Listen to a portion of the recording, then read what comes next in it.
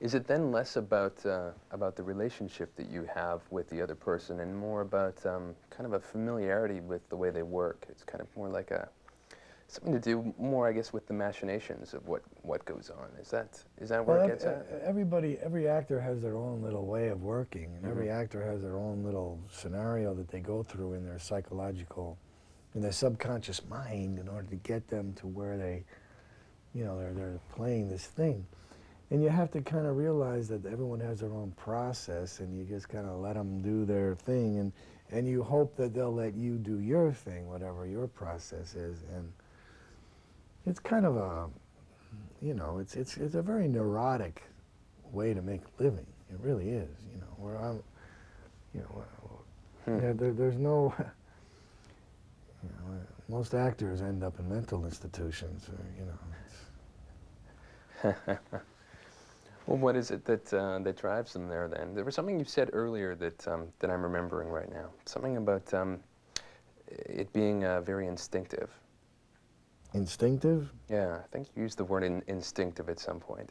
I How think you important have is... to have instincts. I think you have to work off of your own subconscious, I think, for whatever you've witnessed in your life to bring something to reality or to bring a performance to make it believable. So how important is that instinctual nature in acting then for I think you? it's very important. I mean, I think it's essential. I don't really feel that I possess any great acting ability. I think that I project human behavior in whatever way that whatever character I'm playing is written. You said, that I've been in 80 movies or something like that, but, the reality of it is that a lot of those pictures I'm only in for about 10 seconds. I've done a lot of small roles and cameos in a lot of pictures that were really lousy. And I only have really a handful of pictures that are any good.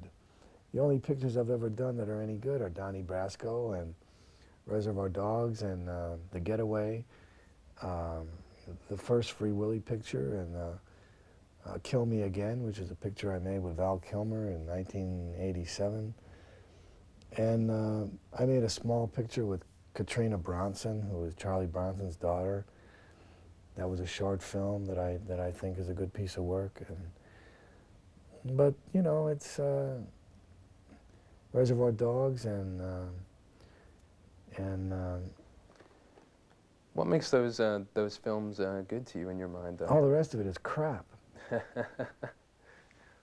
Well, define crap then for us. What I mean is that you put yourself in the hands of filmmakers, and they're exploiting you for whatever reason that they are. And the ones that I'm referring to are people who want to involve you in things because you're a saleable name.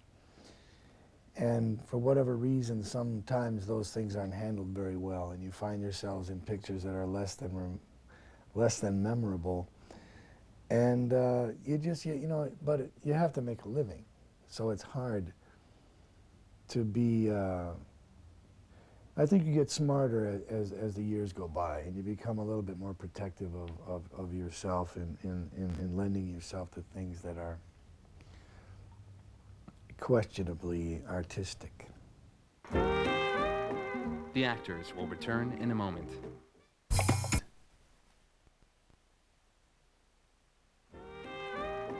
We now return to the actors. So in film, we had an actress on named Uta Hagen at one time, and you were talking about with producers, you're not always sure what to expect. They're looking for somebody to almost exploit and take advantage of. Right. And Uta is a big Broadway actress and always has been, and tells anyone who's willing to listen that she hates film and hates doing movies because she feels that she loses complete control of her character just inherently to the medium. That there were moments when she was doing a film where she would choose to reveal certain parts of a character and would, in the final cut of the film, find those moments that had been eliminated. Right. And her performance felt full of holes and completely incomplete. She felt as though the work she'd done had been completely stolen from her. Have you ever felt that way? Have you ever encountered that? I think that sometimes an actor should be consulted a little bit more about the final cut of what he does, because I think that, but I think an actor with an opinion is a very threatening thing in Hollywood, and an actor who has an opinion is a horror to a producer. And you know, they would like you to come in as some sort of a trained animal and do what you're supposed to do, and you're not supposed to have an opinion about it, or you're not supposed to have any adjustment of what they think it's supposed to be.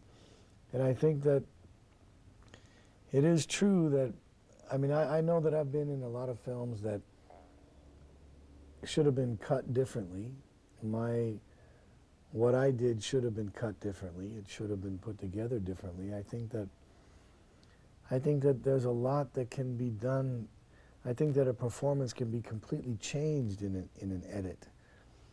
And that's why I don't like watching dailies. That's why I don't like to see most movies I've been in, because I know how it could have been made better, and I know how it could have been done differently if only I would have been asked. And I think that's the problem, and I think that's why a lot of actors become directors and producers, because they want to get involved in the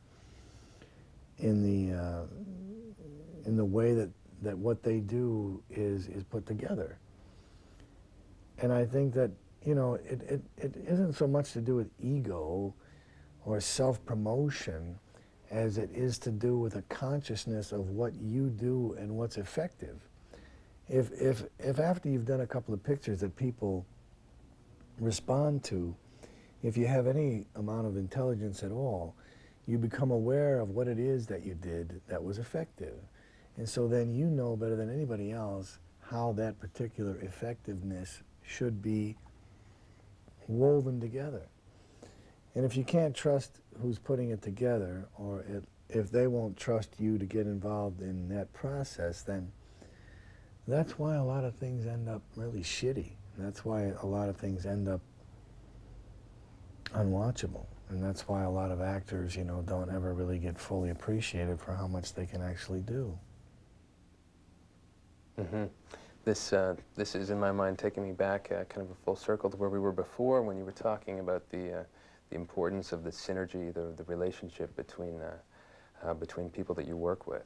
That sounds like right now what you're speaking about is the relationship, of course, between the actor and the director. That's right, yeah. And so you have that synergy then, I would assume, with somebody like Quentin Tarantino. Yeah, oh, absolutely. I've only had it with a few people. I've had it with Roger Donaldson. I had it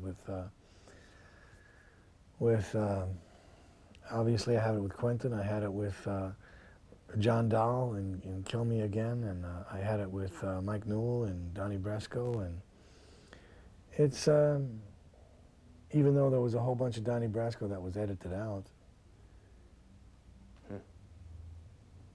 there are decisions that are made that are beyond your control.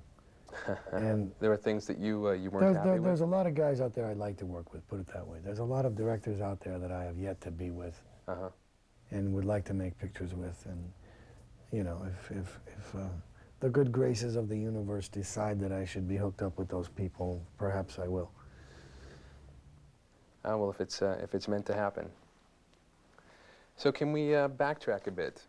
And Why not? Can you tell us Let's regress. when you were first interested in acting? Let's go back to when we were wearing diapers. Exactly. Do you remember when you were first interested in acting, or when the idea appealed to you? You know, as a matter of fact, I do. I saw a movie that was directed by John Huston. It was called Heaven Knows Mr. Allison, with Robert Mitchum and Deborah Kerr. It's about a guy, a Marine, who's trapped on an island with a nun. An island that had been occupied by the Japanese. And I don't know, there was something so sweet about the story, and there was something so... I liked Mitchum. I liked his performance of that character, and I related to it as a man, and I thought that I understood where he was going with it, and I could see underneath what was going on, and I saw the wheels. I realized what acting was. I could see what he was doing, put it that way, and I thought, man, that's an interesting way to make a living. I'd like to be able to tell a story like that someday, and